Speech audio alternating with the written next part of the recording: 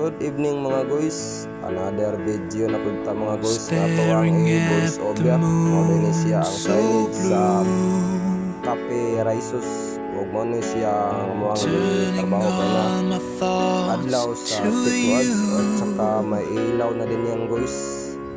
Ug mo na to ang mga bangging kauban daya sa Tikwads. Wala siyang gitins. O kining aluminum nga gitabas karon guys, yan yung ilalagay natin sa gilid, kumbaga backing yan sa gilid.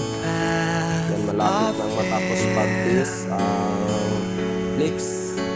So kung siya gilagyan na ng aluminum sa gilid, yan no, lapit na matapos yan guys.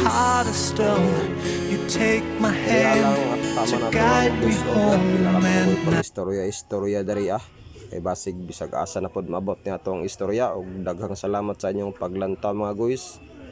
Palihog lang og like og comment og share sa atong videos. Thank you for watching. Alright, ugma wala tay duty kay Domingo man ugma ting pahulay na sab nato ugma. Diri lang taman, bye bye.